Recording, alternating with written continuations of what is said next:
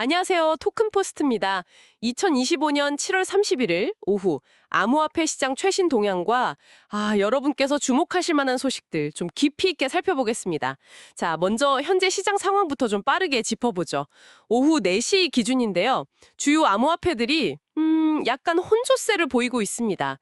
비트코인, BTC는 어제보다 0.34% 상승해서요.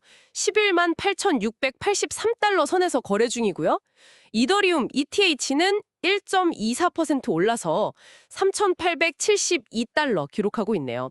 반면에 리플 XRP는 0.23% 아주 소폭 상승에 그쳤고 솔라나 SOL은 0.40% 하락했습니다. 네, 맞아요.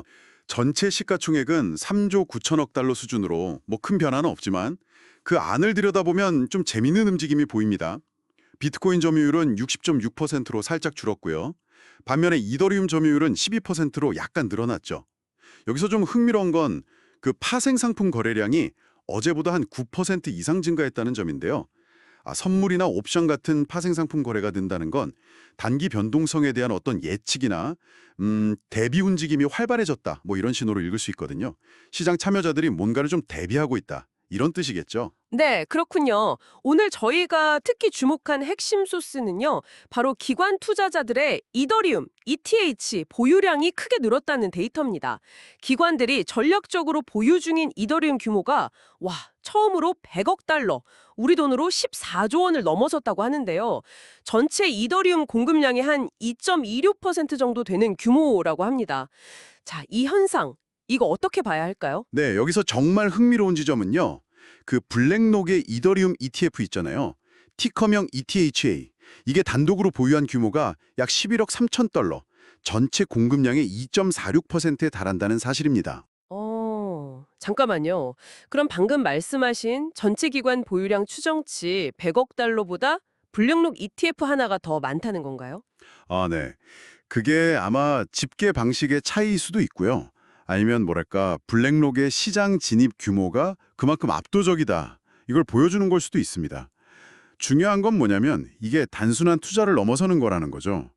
기관들이 이더리움을 장기적인 핵심 전략 자산으로 보고 있다. 그래서 대규모로 확보하고 있다. 이런 강력한 신호라는 점입니다. 앞서 말씀드린 이더리움 가격 상승이나 시장 점유율 증가에도 분명히 영향을 미치고 있을 거고요. 그렇군요.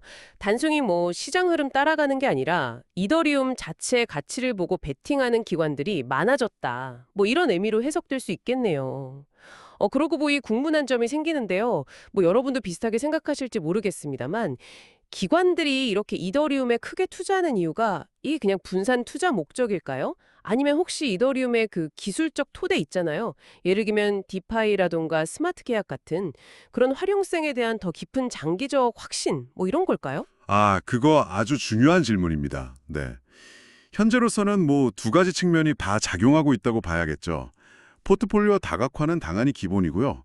거기에 더해서 이더리움 생태계의 잠재력, 특히 뭐 향후 웹3 시대를 이끌 핵심 인프라로서의 가치, 이런 것에 대한 기대감이 반영된 결과일 가능성이 높다고 봅니다.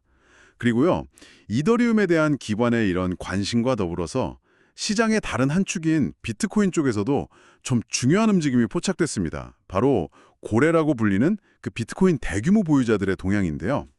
맞아요. 비트코인 고래들 움직임도 계속해서 주목해야 하죠. 네, 어떤 소식인가요? 네, 지난 4개월 동안 이 고래들이 무려 21만 8천 개가 넘는 비트코인을 추가로 매집했다. 이런 분석이 나왔습니다. 이들이 전체 비트코인 공급량의 68% 이상을 보유하고 있다고 하니까 그들의 조용한 매집이 시장 저변에 어떤 단단한 수요를 보여주는 증거다. 이렇게 볼 수 있겠죠? 어떻게 보면 기관은 이더리움, 고래는 비트코인. 약간 이렇게 집중하는 듯한 모습이 좀 흥미롭습니다. 기관과 고래 각자의 방식으로 시장에 대한 확신을 보여주고 있군요. 네. 혹시 또 다른 주목할 만한 흐름이 있을까요? 네, 국가 차원의 움직임 중에서는 그 볼리비아 중앙은행의 행보가 좀 눈에 띄는데요. 과거에 암호화폐 거래를 금지했던 국가인데 이제는 암호화폐를 신뢰할 수 있는 법정화폐 대안으로 평가한다. 그러면서 엘살바도르와 협력 강화에 나섰다는 소식입니다. 이게 단순히 특정 국가의 정책 변화 이걸 넘어서요. 기존 금융 시스템에 대한 어떤 대안을 모색하려는 더 큰 흐름의 일부일 수 있다. 이런 점에서 좀 의미를 찾아볼 수 있겠습니다. 그 외에도 이더리움 기반 DApp 활동량이 경쟁 심화에도 불구하고 성장세를 이어갈 거라는 전망도 있었고요. 또 국내 상장서 비트맥스가 비트코인을 추가 매입했다는 소식, 그리고 금감원에서 투자 사기 예방 캠페인을 벌인다는 소식 등도 있었습니다. 오늘 저희가 함께 살펴본 자료들을 쭉 종합해보면요. 기관 투자자들은 이더리움을 전력적으로 비축하고 있고 비트코인 고래들은 꾸준히 매집을 이어가고 있단 말이죠. 여기서 뭐랄까? 이런 질문을 던져볼 수 있겠네요. 이런 양상이 단순히 서로 다른 자산 분배 전략의 차이일까요? 아니면 이 두 핵심 디지털 자산의 미래 역할과 내재 가치에 대한 근본적으로 좀 다른 전망을 반영하는 걸까요? 여러분은 이 흐름 속에서 어떤 가능성을 보고 계신가요? 한 번쯤 생각해 보시면 좋겠습니다. 네, 오늘 저희가 준비한 이야기는 여기까지입니다. 이상 토큰포스트였습니다.